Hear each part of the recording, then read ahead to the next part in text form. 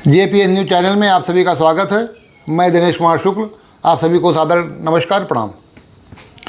मौत के मुंह में है हजारों की जान और नष्ट होने के कगार पर है अरबों का सामान। ये सरकार की अदूरदर्शिता और प्रशासन की लापरवाही, एक दिन कहीं ना कहीं कोई घटना घटी तो ये समस्या ज़रूर आएगी। हजारों लोग जल के मर जाएंगे और अरबों का सामान नष्ट हो जाएगा। और जब तक कुछ हो नहीं रहा है तब तक शासन प्रशासन सुस्त सो रहा है।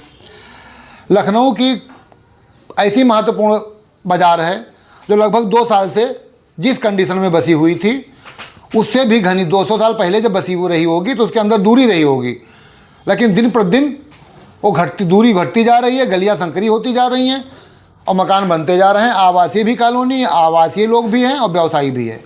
अहियागंज इतना घना बसा हुआ, इतनी दूर में बसा हुआ बाज़ार है, मार्केट है।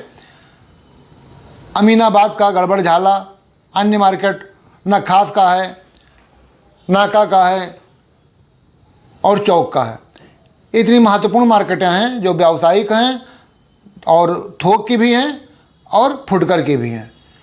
इनमें पतली संकरी गलियों में बसा हुआ है। अरबों का सामान इसके अंदर है, प्लास्टिक है, कागज़ है, कपड़े हैं और परचून का सामान है और बिल्कुल आग के मुहाने ढेर पर बैठा हुआ है। सरकारी एलडीए ने कई बार रणनीति बनाई, लोगों से बात की, लेकिन वो बात नहीं बनी।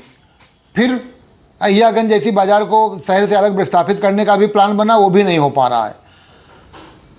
बीच बीच में घर हैं, बीच बीच में दुकानें हैं, बहुत घनी आबादी है और हमेशा उसमें 2-4 हज़ार लोग, 5 हज़ार लोग, 10 हज़ार की संख्या उसमें, उसके अंदर विक्रेता क्रेता और काम करने वाले लोगों का हमेशा उपस्थिति है। अगर कहीं भी थोड़ी सी चिंगारी या कोई अप्रिय घटना घटती है तो उसको निकलने के लिए कहीं से कोई रास्ता नहीं है, सब जल करके उसी में खाक हो जाएंगे, कोई नहीं बच पाएगा। वो जिस समय मार्केट बनी थी तब की तब मांग थी, इतनी घनी आबादी नहीं थी, इतनी संख्या नहीं थी, इतनी दुकानें नहीं थी, लेकिन आज उससे कम से कम 1000 गुना आबादी बढ़ गई है, 1000 गुना संख्या बढ़ गई है, दुकानें बढ़ गई हैं, छोटी हो गई हैं। भाइयों में पहले बड़ी दुकानें थी, बंटवारा होकर और छोटी हो गई। कोई एलडीए का नक्शा नहीं है, कोई अग्निशमन और किसी भी मानक के अनुरूप कोई सेफ्टी सुरक्षा की व्यवस्था नहीं है। अगर कोई चिंगारी कहीं पकड़ ले तो पूरी मार्केट जल के स्वाहा हो जाएगी, 10 हज़ार लोग जल जाएंगे, अरबों का सामान जल जाएगा।